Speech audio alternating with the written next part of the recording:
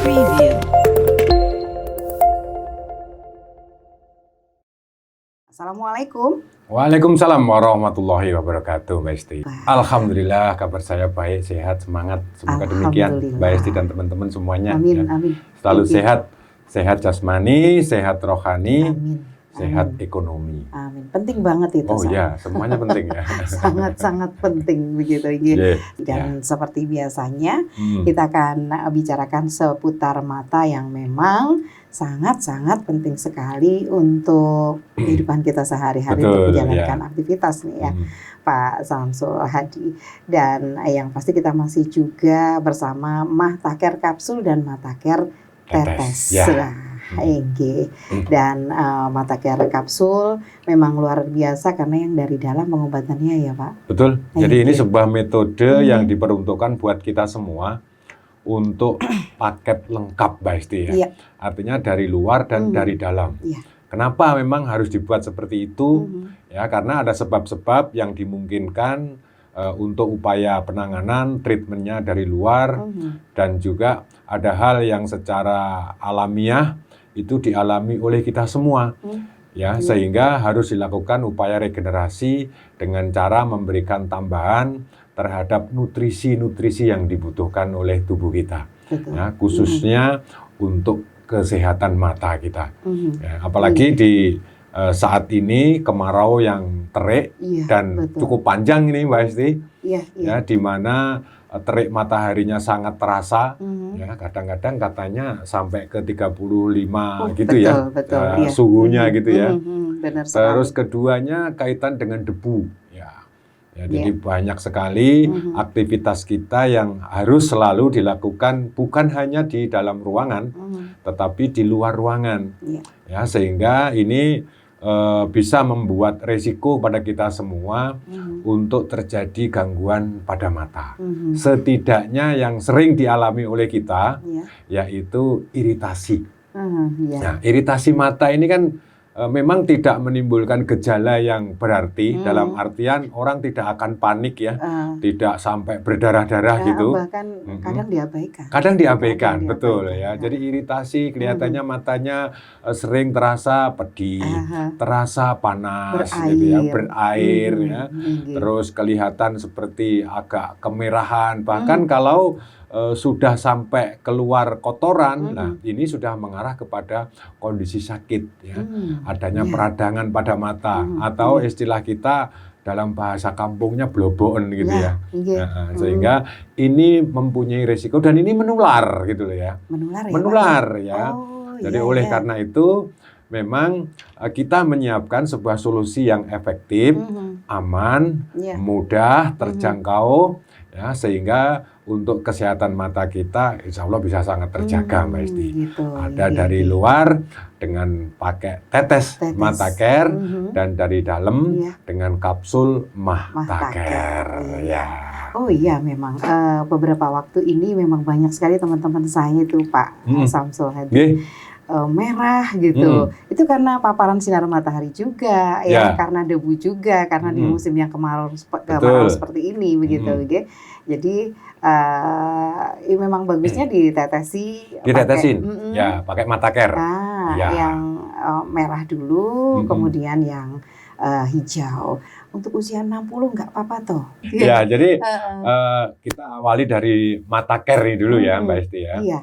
Jadi Mata Care itu memang dipersembahkan untuk kita semua ya. Bisa dimanfaatkan untuk dalam upaya pencegahan ya, dari berbagai macam gangguan sakit, termasuk juga upaya pengobatan. Nah, siapa yang bisa mempergunakan? Setiap kita yang memang punya resiko ya, dan hampir setiap kita selalu punya resiko itu ya.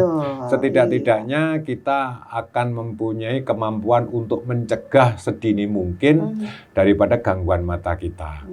Mata Care tetes dalam setiap kemasannya itu ada dua ya, seperti ini ada kemasannya ini, dalam kemasan ini isinya ada dua, ada yang labelnya merah dan juga ada yang labelnya hijau ya.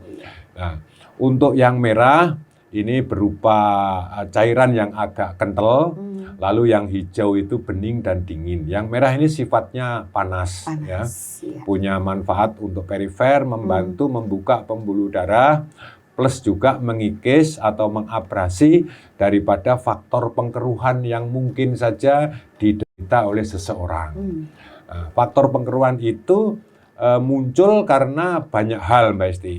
Ya, bisa juga karena aktivitas kita di luar ruangan yang bersentuhan dengan asap, angin, debu, ya. Jadi polutan lain lah misalkan gitu. Atau bisa juga karena faktor internal di dalam tubuh kita karena memang sistem imunnya yang terganggu, ya. Nah, mata care berupa tetes. Nanti yang pertama dipergunakan terlebih dahulu adalah yang merah dulu, yang kental itu, ya, ada rasa perih memang. Itu difungsikan untuk membantu mengikis setiap hal yang ada di mata kita dalam arti kotoran itu, ya, agar tidak sampai terjadi iritasi. Ya, sehingga barangkali kita berkendara, kadang-kadang kan kita memang sering tidak pakai pelindung, Mbak Esti. Mungkin sebatas kacamata atau mungkin helm itu kan agak apa ya, malas mungkin, atau mungkin katanya merusak rambutnya lah atau apa gitu, ya. Merusak jilbabnya. Itu sehingga sekali mungkin tidak akan terasa, tapi sebenarnya kemampuan mata kita untuk menatap atau bersentuhan dengan angin itu juga sangat terbatas.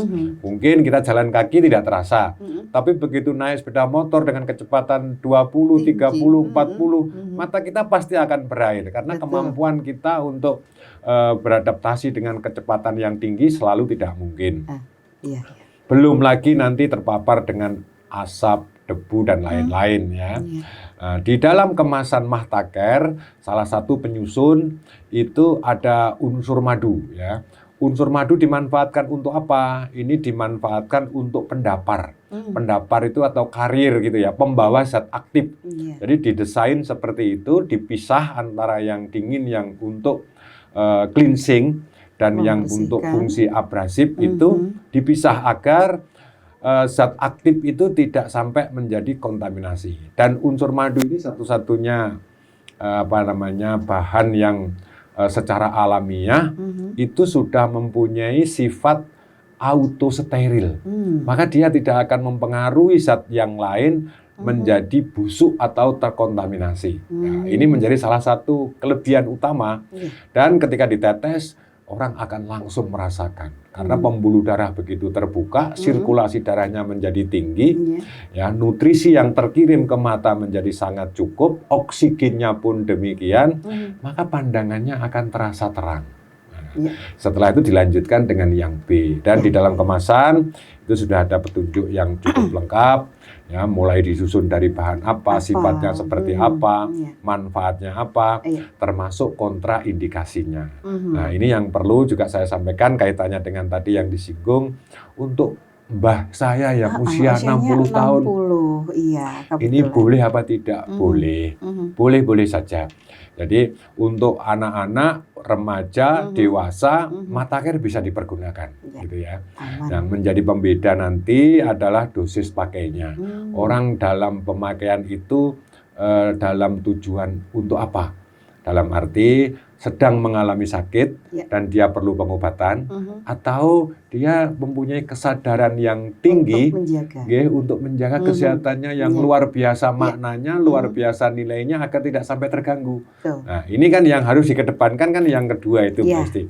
Sehingga kita semua bisa menikmati lebih banyak daripada karunia yang maha kuasa ini. Ya. Jadi untuk mata care yang tetes secara umum tidak dianjurkan untuk anak-anak di bawah 10 tahun. Di bawah 10 tahun, ya. Kenapa ini catatannya kok tidak dianjurkan untuk anak-anak 10 tahun? Secara umum anak-anak itu tidak tahan dengan rasa perih. Ya. Biasanya secara umum lagi orang ketika punya masalah, ya, baik itu pada mata khususnya ada rasa perih, maka reaksi pertama yang dilakukan itu adalah mengucek mata, ya, mengucek mata. Ya, nah, kalau anak-anak itu tadi ditetesin, rasanya perih, terus nangis berkepanjangan, sambil dikucek-kucek, nah ini menimbulkan iritasi, luka ya. Nanti kan mesti nguceknya ya semampunya dia gitu ya. Betul. Artinya tekanannya itu juga sak penake karena dan dikucek itu ternyata enak gitu ya. Nah, sehingga ini akan menimbulkan risiko. Tetapi tidak semuanya begitu. Kan kadang-kadang ada anak juga yang biasa ya dengan rasa perih itu tahan. Sebenarnya pertimbangannya ada di sana gitu ya. Pada intinya kalau anak itu punya kemampuan untuk menahan rasa perih ya nggak ada masalah Mbak Esti. Ya. Jadi kadang ada ya juga orang tua yang mengatakan perihnya setengah mati gitu ya. Jadi ekspresinya orang bisa pakai bintang 1, bintang 2, bintang 3 boleh. Dan saya menyampaikan dengan lugas ada rasa perih. Jadi sangat relatif sebenarnya dalam hitungan waktu pendek 2-3 menit juga sudah hilang. Ya. Dibanding dengan ketika rasa padang, rasa terang yang didapati, ini pasti akan jauh lebih bahagia mendapati itu. Karena itu pertimbangan ketika tidak dianjurkan untuk anak-anak ada di situ. Dan di sana ditulis juga. Oh gitu ya, ada ditulis di leafletnya, di dalam kemasan ditulis. Terus yang kedua, untuk mereka yang pasca operasi. Ya. Kadang karena gangguan tertentu, seseorang memilih sebuah tindakan operasi, Mbak Esti. Ya, ini kalau belum sampai 3 bulan ya memang tidak dianjurkan terlebih dahulu. Khususnya juga yang merah gitu ya. Karena secanggih apapun teknologi ya itu selalu meninggalkan bekas lah. Setidak-tidaknya mengurangi risikonya gitu. Jadi kenapa pertimbangannya 3 bulan ya? Setelah pasca operasi itu 3 bulan orang sudah kembali seperti alamiah gitu ya. Semoga lebih cepat juga tidak ada masalah gitu ya. Jadi ini bisa dimanfaatkan untuk tujuan mencegah efektif sekali. Pertama untuk katarak. Ya, untuk katarak. Yang kedua untuk mencegah jangan sampai munculnya pterygium. Ya. Terus yang ketiga membantu agar risiko terhadap gangguan glukoma itu pun juga berkurang. Dan mereka anak-anak ya yang sekiranya mempunyai aktivitas yang tinggi terhadap barang-barang yang mengeluarkan cahaya, menimbulkan iritasi. Ya, pancaran radiasi, ini harus diatasi juga. Nah, untuk anak-anak karena masa pertumbuhan itu bisa pakai tetes, bisa pakai kapsul gitu ya. Tapi mesti akan senang kapsul Mbak Esti. Gitu ya. Karena Anda merasakan perih itu tadi ya. Ya. Dan untuk anak-anak akan lebih efektif semacam itu. Baik. Ini hal yang banyak terjadi di sekitar kita Mbak Esti. Jadi objek sakitnya itu satu, mata gitu ya. Tapi ekspresinya macam-macam, sebabnya macam-macam gitu ya. Jadi ekspresinya mesti kabur gitu ya. Makanya saya perlu ada banyak tanya, ya kaitannya dengan hal-hal yang menjadi pencetus juga bisa, terus menjadi penyulit juga bisa. Satu, ada riwayat gula, diabetes mellitus. Ini akan meningkatkan resiko terhadap gangguan penglihatannya. Dan sering disebut sebagai diabetik retinopati. Artinya adanya masalah gangguan kerusakan pada jaringan mata. Ya. Kenapa? Karena dampak atau komplikasi atau sebab yang ditimbulkan oleh penyakit lain, gitu ya. Nah, yaitu diabetes mellitus. Dan memang secara umum diabetes mellitus meningkatkan risiko, ya, meningkatkan risiko terhadap khususnya gangguan sistem saraf tepi, mulai dari mata, mulai dari kemampuan seksual seseorang, telapak tangan, telapak kaki, ini lebih tinggi risiko terganggu, bahkan sampai adanya luka tertentu ya, tidak semuanya begitu. Ya. Oleh karena itu, pertama yang menjadi faktor penyulitnya pun juga harus dibantu untuk diatasi, yaitu diabetes mellitus, betul ya. Ibu bisa pilih pakai segala macam Ya, meskipun kita juga ada untuk solusi membantu agar diabetesnya pun juga terbantu lebih baik. Lebih baik dalam arti normal yang diolah oleh tubuh ya Bu ya, bukan sebatas dibuang gitu loh ya. Lalu bagaimana caranya agar mata ini tidak terlalu jauh ya terdampak daripada diabetes mellitus? Nah, ini Ibu pakai kedua-duanya, ya, pakai tetes dan pakai kapsul. Ya. Cuman nanti dosis pakainya berbeda, Bu. Ya, jadi tetes cukup dengan pakai sehari sekali saja, atau 2 hari sekali cukup insya Allah. Tapi untuk di awal, ya di awal itu efektif pertama, jadi kalau kita hitung misalkan katakanlah tanggal 1 September mulai pakai, ya nanti 1 bulan itu sehari sekali. Setelah itu dikurangi 2 hari sekali. Kenapa demikian? Ini penting karena akan menjadikan bantuan agar pembuluh darahnya menjadi lebih cepat terbuka. Sirkulasi darahnya menjadi lebih lancar. Ya. Karena keasaman darah itu akan mengganggu pasokan nutrisi dan oksigen. Lalu kapsul, nah, kapsul ini nanti Ibu akan dapat manfaat di samping ya kebutuhan nutrisi mata terbantu, juga akan membantu lebih cepat ya mengurangi kadar gula darahnya menjadi lebih normal. Karena unsurnya ada, meskipun tidak secara spesifik diset untuk itu, Mbak Esti. Ya, jadi kandungan lutein, kandungan zeaxanthin, mineral, asam lemak, ya ini akan membantu sekali untuk merehabilitasi. Ya, kalau tahapannya itu ada rejuvenation atau peremajaan pada jaringan mata, ada optimalisasi, ada recovery, dan juga ada pemeliharaan. Tahapan seperti ini yang terus harus dilalui sehingga kondisi mata tadi akan berangsur-angsur menjadi lebih kuat gitu ya. Jadi kalau orang diabetes memang kalau dibandingkan dengan yang tidak ada gitu ya, ini akan jauh lebih panjang waktunya gitu ya. Tapi optimisme, doa ini harus Bu ya. Ini penting sekali karena secara psikologis seseorang yang kesehariannya itu memiliki kecemasan yang tinggi, kecemasannya yang lama, ya, tinggi dan lama, tinggi dan kronis begitu. Ini tidak mendukung dalam upaya memelihara kesehatan.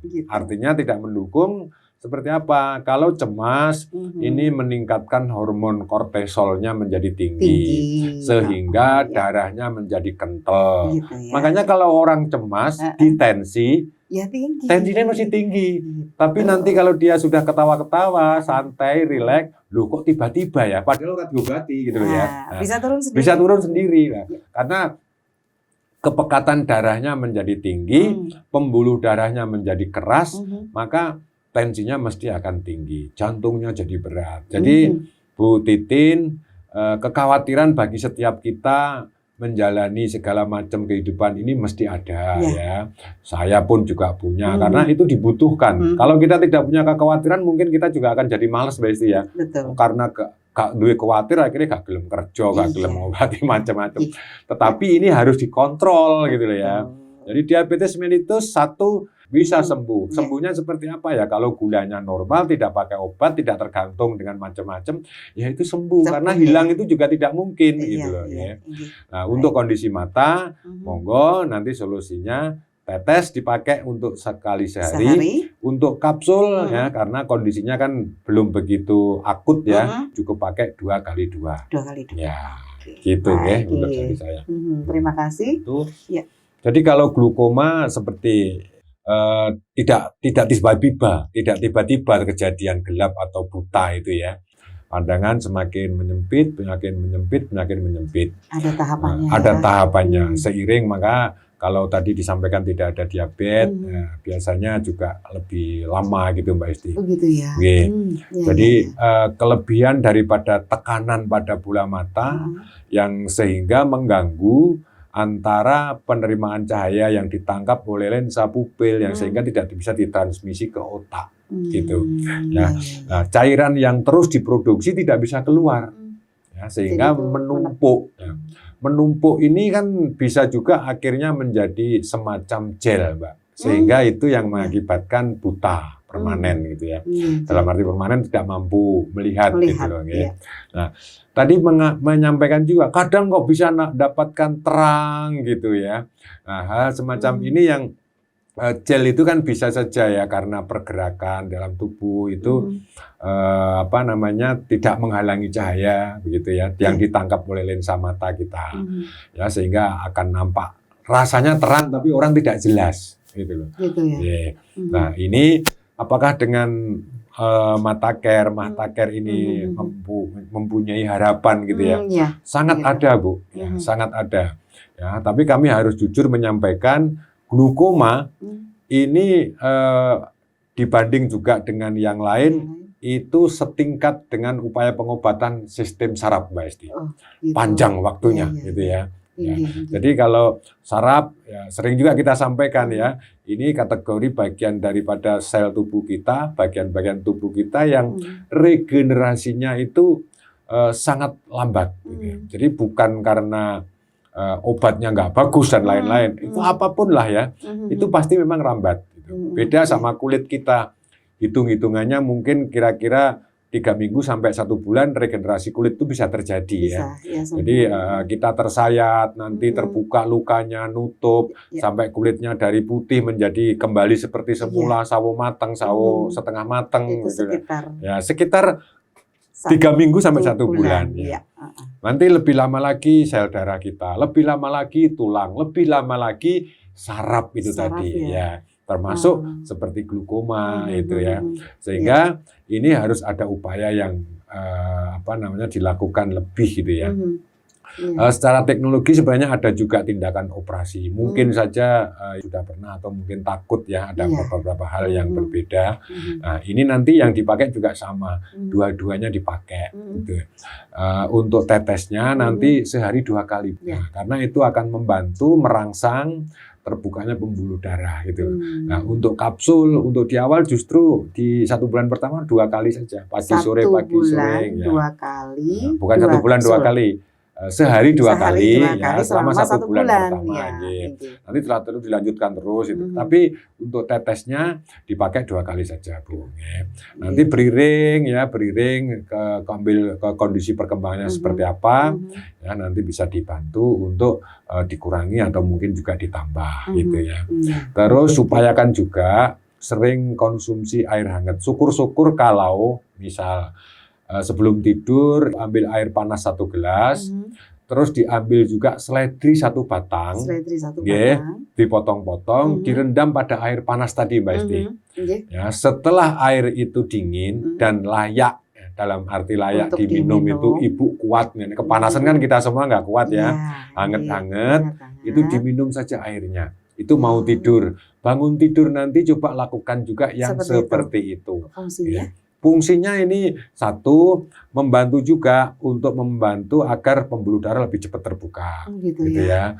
Jadi kalau obat kan hanya 2 kali, Mbak Esti ya, pagi sore misalkan gitu ya. Tapi air ini setiap kali minum itu bisa dilakukan yang seperti itu. Ya. Setiap kali minum misalkan 1 gelas kecil lah. Ini kalau air hangat terus gitu ya, ini akan jadi lebih bagus, lebih cepat. Ini tindakan terapi yang boleh dikatakan paling murah dan mudah. Ya, saya tidak memberikan tindakan yang susah, harus golek bahan yang ruwet-ruwet gitu ya. Kayaknya saya mau mulai ini. Jadi air sama seledri hampir setiap kita mesti punya gitu loh ya. Mesti ada dan murah gitu loh ya. Nah, tetapi manfaatnya banyak. Jadi ini teorinya adalah repeat magic power atau teori pengulangan gitu ya. Seperti kita makan, hampir tiap hari kita makan. Begitu juga. Jadi untuk tindakan terapi air hangat, seledri itu tadi rutin saja gitu loh. Ya, sudah dilakukan continuous. Syukur-syukur setiap kali minum bisa air hangat. Setidak-tidaknya kalau tidak bisa melakukan itu, mau tidur dan bangun tidur. Ya, jadi kalau seperti jerawat, bentol, terus agak meluas ya, atau memang sudah lama dan tidak berkembang, ya mungkin saja itu kategorinya tumor ya. Oh gitu ya. Ya, artinya itu bisa jinak bisa tidak gitu ya. Ini dugaan ya karena kita tidak melihat. Artinya bahwa pemahaman tentang tumor itu kan sebuah pigmen yang liar di dalam tubuh kita. Jadi tai lalat itu kategorinya juga tumor, tapi kan lebih indah kalau tempatnya bener gitu ya. Kayak saya itu. Waduh, kita manis, Pak. Jadi, tapi kalau ada diikuti ya dengan apa namanya mata seperti rasa berpasir lah, ini perlu diwaspadai ya. Jangan-jangan ini memang betul tumor. Semoga saja tidak ya. Atau itu seperti lemak yang mengeras, Mbak. Nah, jadi ini yang saya belum bisa memahami kondisinya seperti apa. Sekali waktu ya monggo diupayakan agar kita tidak menunda-nunda untuk cek ya. Sehingga ini akan lebih awal bisa diketahui ini ada resiko seperti apa gitu. Nah, apa yang bisa dipergunakan? Coba pergunakan tetesnya saja. Tetes dulu ya. Ya, tapi jangan dikucek-kucek loh. Biasanya kan rasa seperti itu yang paling nyaman tetap dikucek, Mbak Esti. Gitu ya, karena mungkin ada terasa gatal gitu. Ya, terasa gatal karena berpasir itu kan mesti rasanya gatal gitu ya. Sehingga mata kering pun juga bisa ya. Sehingga ini mengakibatkan risiko seperti iritasi. Nah, apakah aktivitasnya mungkin ya seperti orang ngelas, seperti orang yang hari-harinya punya kegiatan di luar terus berhadapan dengan monitor, mungkin ada beberapa yang memang mirip-mirip seperti ini yang dikeluhkan Mbak Esti, seperti orang las, terus tukang servis jam, terus penjahit, itu saya sering menerima keluhannya mirip-mirip seperti itu. Cuman bedanya tidak ada bintiknya saja gitu ya. Rasa seperti berpasir seperti itu karena konsentrasinya kan tinggi terus. Nah, kita selama ini lebih cenderung kalau sudah asik punya mood terhadap pekerjaan itu kan jeda itu kan eman-eman gitu ya. Dipaksa lah. Setelah itu kita jarang memberikan tambahan nutrisinya. Jadi kalau orang punya aktivitas-aktivitas yang seperti itu, monggo siapkan Mahtaker kapsul di rumah, ya sekali tempo saja, mungkin 2 hari sekali, 3 hari sekali, yang mengurangi faktor risikonya. Jadi radikal bebas yang muncul dari aktivitas kita sehari-hari itu harus dikontrol, ya. Jadi bukan hanya sebatas istirahat terus cukup. Ya kalau masih muda dulu kan capek itu sebatas tidur dan makan banyak selesai Mbak Esti. Sehat lagi. Tapi tambah tua nggak cukup seperti itu, gitu loh. Harus ada tambahannya. Nah, inilah kesadaran yang harus kita bangun dari awal sehingga tua itu sesuatu yang sudah tidak perlu kita pilih-pilih lagi, sudah mesti terjadi. Nggak usah dipikir, tapi yang harus dipikir bagaimana tua kita itu sehat dan menyenangkan. Wah, cocok benar ini. Cocok gitu ya. Baik, sudah hampir selesai ini ya. Aduh, nggak terasa waktunya sudah. Iya, karena asik banget. Betul. Hari ini. Baik, terima kasih Pak Ya, Samsul. sama-sama Mbak Esti, semoga ada manfaat yang bisa diperoleh dari acara kita. Amin. Dan doa saya untuk semuanya, semoga selalu dalam kondisi yang baik, sehat. Dan bila sekarang mungkin ada kendala, semoga juga cepat dibantu oleh Yang Maha Kuasa, diangkat sakitnya dan kembali pulih dalam kondisi yang baik. Matur suwun, kurang lebih saya mohon maaf. Assalamualaikum warahmatullahi wabarakatuh. Waalaikumsalam warahmatullahi wabarakatuh. Terima kasih Pak Samsul.